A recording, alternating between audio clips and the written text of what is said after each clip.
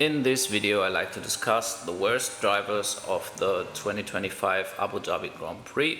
If you like this type of content, make sure to also like the video and subscribe. The first driver who was one of the worst drivers of this Grand Prix was Yuki Tsunoda.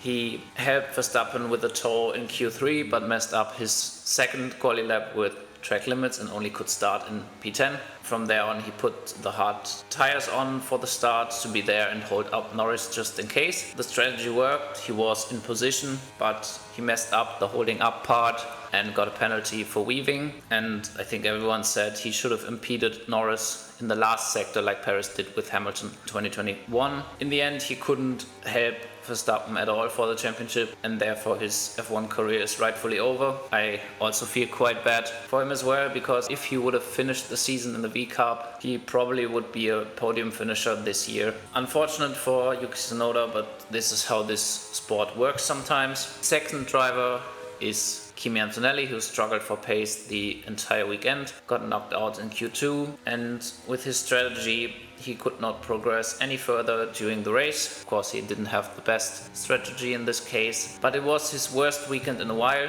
In the last couple of races he has been faster than Russell, and this showed even in the positions. And the last driver of this video I like to mention is Alex Albon. He was slower in comparison to Sainz again, got knocked out in Q1. He was on the quite successful Hamilton and Hülkenberg strategy, but it didn't work for him. He was too fast in the pit lane, got a penalty even if it was just 0.1 kilometers per hour. And after a strong 2/3 of the season in the beginning, the ending was quite poor, and he has to return strong in the next race, which will be in the next season, so that's time of the winter break. But these were my 3 worst drivers of the Abu Dhabi Grand Prix. Which one did I miss? Leave a comment and see you guys on the next video.